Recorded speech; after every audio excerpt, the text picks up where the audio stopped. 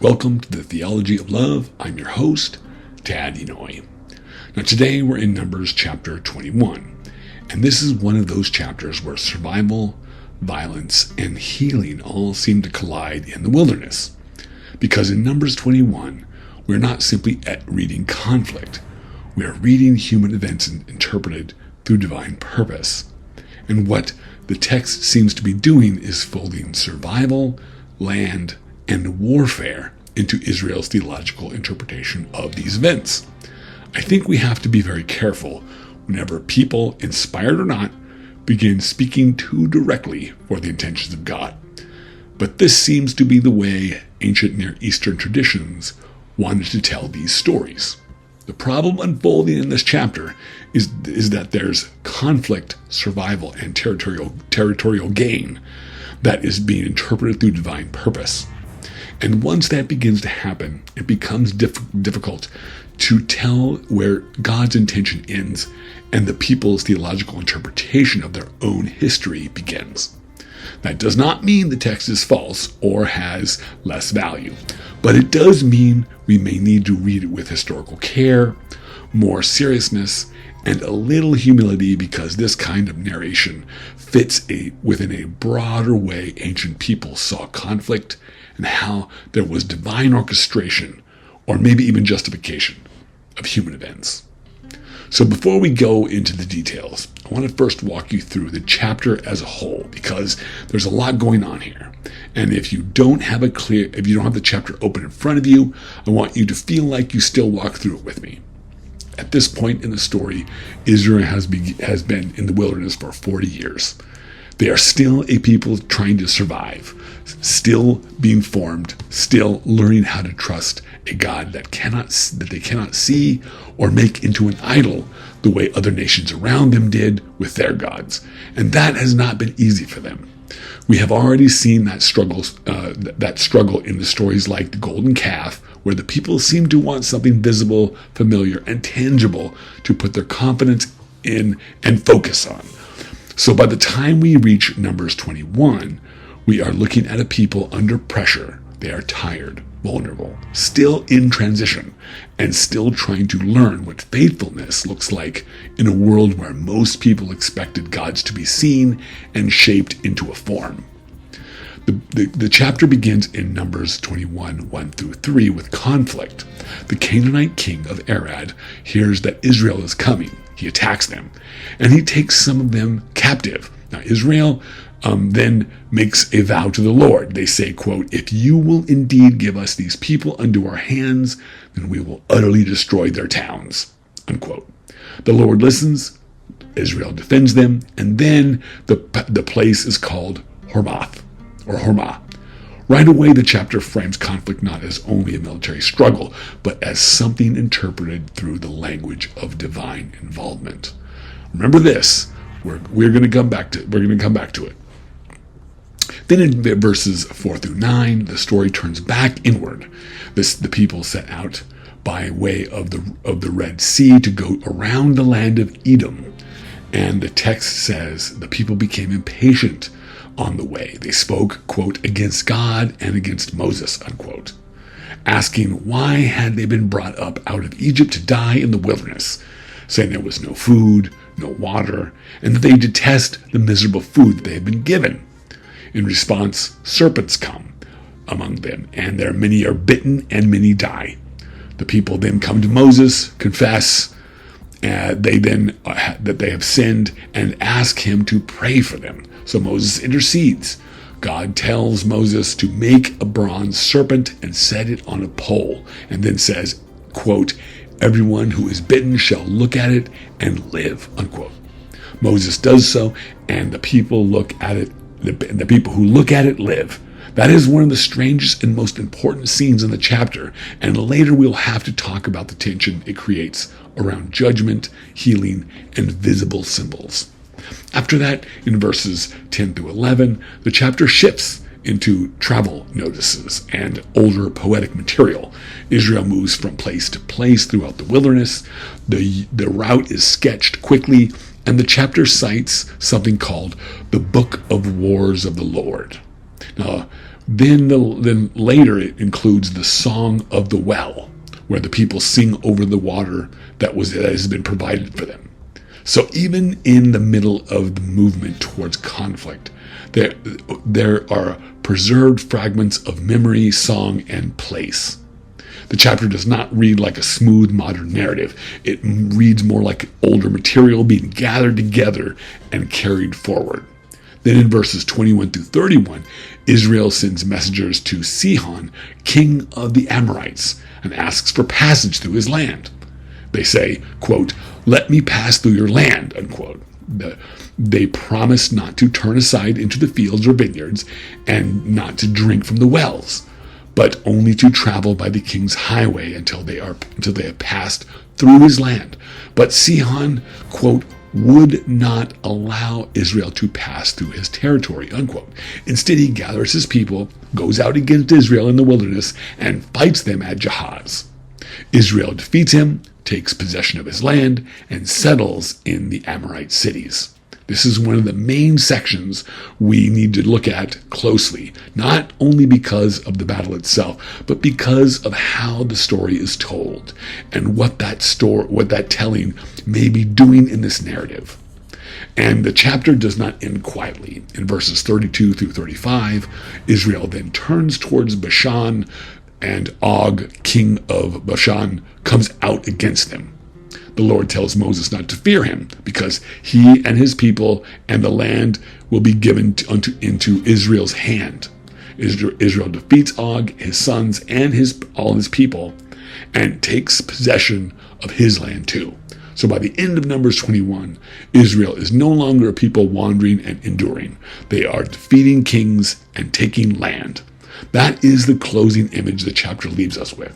Now, before we turn to Numbers 21 itself, I want to widen the lens a bit because I think this matters historically.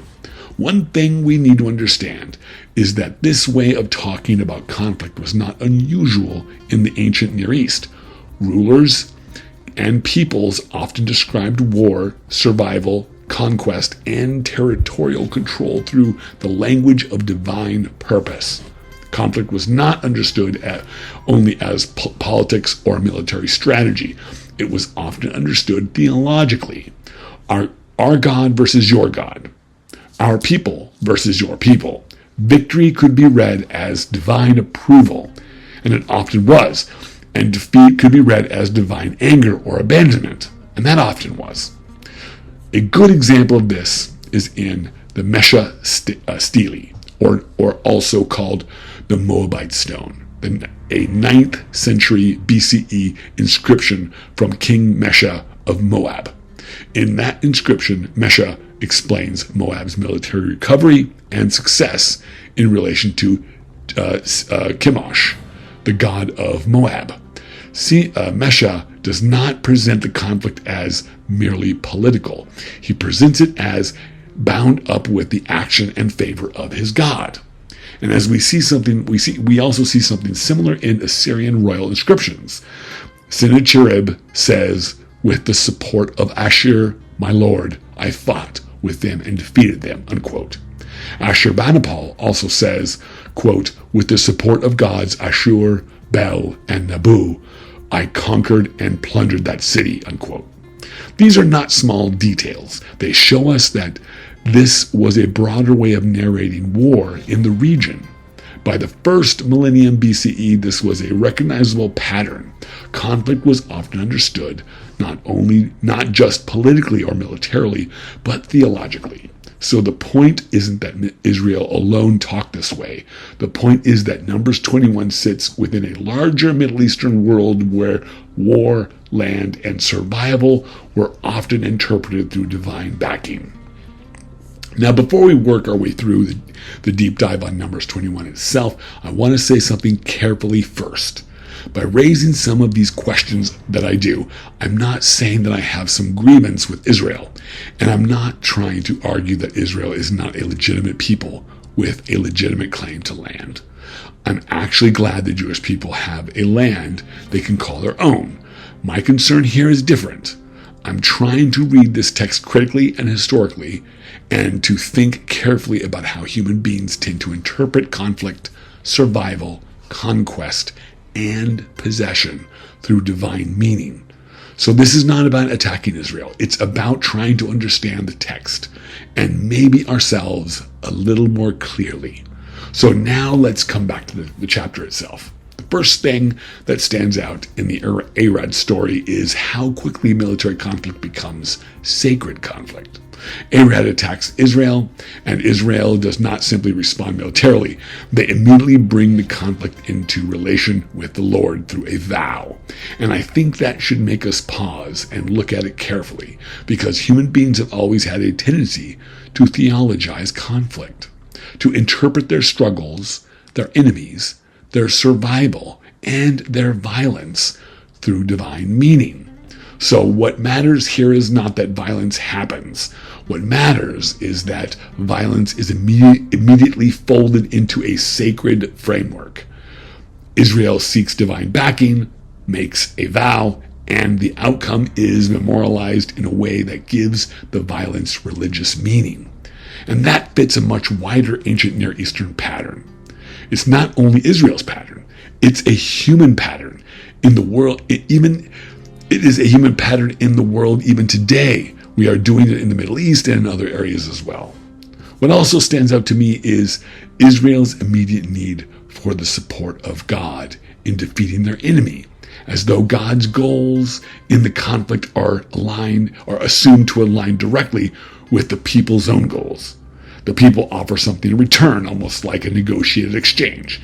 They vow destruction if God gives victory. The text presents that as faithful and effective, but I think it also raises questions we should not rush past. How quickly do human beings assume that their struggle is automatically God's struggle in the same exact way? Why is God being presented here in a way that seems to sanction violence? Now maybe I'm bringing modern theology into this, but I think this is an appropriate question. Now, when the chapter turns to the serpent scene next, and there we see a different kind of pressure.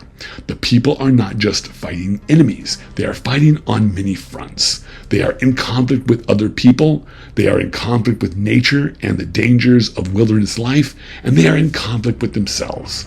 The discouragement, with complaint, with fear, and in the larger story, with their reoccurring struggle towards visible forms of religion. After 40 years of wandering, I could see how this kind of constant frustration could demand answers, or at least some kind of resolution. So in this section, what stands out most is the way the text connects judgment and healing. There is a reaction. People speak against God and Moses. Then the serpents come like a judgment. The people suffer, then they confess, and Moses intercedes once again for them to God.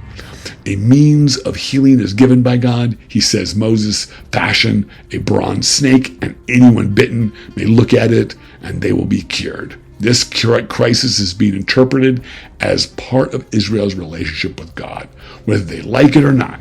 And I think this is important.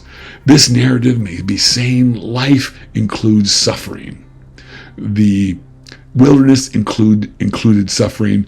Israel's relationship with God in the Torah included suffering, but the text also insists that within that suffering, there is still a way forward towards healing, even if that way is strange, difficult, or symbolically charged.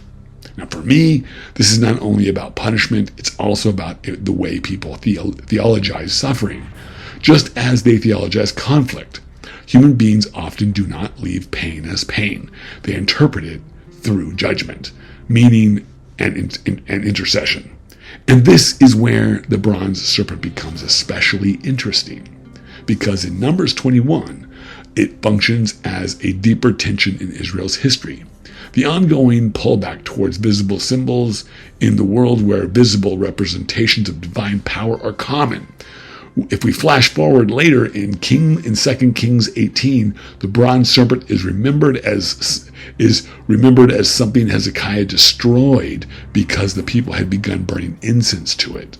So this may preserve both realities at once, a healing symbol in one setting and a reminder of how easily the people move back towards image-centered devotion in another.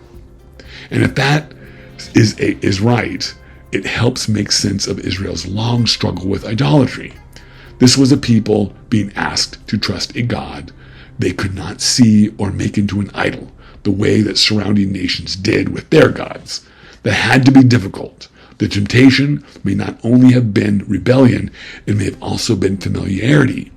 They may have wanted they may have wanted what felt more tangible, more culturally normal, and something easier to place their confidence in, other than an idea of a God or an understanding like, quote, I will be what I will be, unquote, like we see at the burning bush when Moses asks for the name of God and he is given this response. Next, in the chapter, we come to the travel notices of the book of the wars of the Lord. I think this is one of the details people often skip over quickly. The chapter quotes an earlier source, probably some kind of older collection of war poetry, territorial memory, or preserved battle material. We don't have that book anymore, but its significance here is important. It suggests that Numbers 21 isn't simply giving us one seamless narration. It is preserving older materials and drawing on inherited memories to tell their story. And that matters because it reminds us that we may be reading not only what happened, but how those events were remembered, how they were later framed and passed down. And that doesn't make the text unimportant or less factual, but it does mean we should pay attention to the chapter as a preserved tradition, not just bare reporting. Then we come to Sihon, which I think is the real turning point in the chapter. The text says Israel asks to pass through Sihon's land. The request sounds measured and restrained. They promise not to turn aside into the fields or vineyards and not to drink from their wells. But Sihon refuses and comes out to fight them. Israel promptly defeats him and takes possession of his land. If we stop there, the story can sound primarily like self-defense. But if we stay a little longer, another possibility starts to emerge. The text may be shaping the story in a way that legitimizes Israel's later possession of the land. It may be doing more than recounting conflict. It may also be explaining why the outcome should be seen as acceptable. And that is where verse 26 comes especially significant. We are told that Sihon had previously fought against the former king of Moab and had taken that land from him as far as Arnon. That detail matters because it helps frame the land as having already exchanged hands before Israel takes it from Sihon. In other words, the text may be doing political and territorial work inside the narrative. It may be helping explain why Israel's possession should be understood as legitimate within the story world. That doesn't mean the text is being deceptive. It means the text may be doing what ancient conquest traditions do, telling events in a way that justifies possession after the fact. And once again, that fits a broader ancient Near Eastern context. This is part of how human communities at the time seemed to explain survival, land, and legitimacy. Then the chapter closes with the Og king of Bashan. And I think Og matters because he gives the chapter its final military image. After Sihon, Israel is not done. They face another king, defeat him too, and take his land as well. So by the end of Numbers 21, the movement is unmistakable. A people who have been surviving in the wilderness for 40 years are now moving outward into territorial conquest. They are completing what they believe God has promised to them. And that is why I think Sihon and Og together form the climax of conquest language in the chapter. This is where Israel's long survival struggle finally turns outward into possession. And that is also where the moral tension intensifies, because now the issue isn't only endurance. It's what happens when a people's suffering, survival, and success become folded into the language of God's purposes. It's when theology is read into a people's struggle and frustration and wanting something of their own, and who believe in something promised divine or not. Where I land right now on this, I don't think Numbers 21 is easy. I don't think it should be easy either. I think it shows us a people under pressure, in conflict with other peoples, in conflict with dangers of the wilderness, and in conflict with themselves. I think it also shows how naturally human beings tend to theologize both conflict and suffering. And I want to be careful here, because I'm not saying the text has no truth, and I'm not saying Israel is uniquely guilty of something other peoples were innocent of. I am saying something more historical and more human. I think this chapter may preserve Israel's theology more than it gives us a simple window into God's heart. And that feels very human to me. Human beings naturally read survival, conflict, and victory through whatever they believe divine intention to be. That doesn't mean God is absent. It means there's still mystery here, but I'm slower than many readers to call human conquest, human possession, or human warfare God's direct will with too much certainty. I know that's a common reading, but people did write these stories, and people did deeply struggle, and they were deeply traumatized in history. So I don't believe them. I don't blame them for their understanding of God's will, but I am slow to think that an all-loving and creative God, what I understand as unconditional love, is the one who said to kill the other people. What stays with me, though, in Numbers 21 is not just the violence or the healing, but the way the chapter forces us to ask human beings to tell their story when survival is on the line. It asks how suffering becomes theology.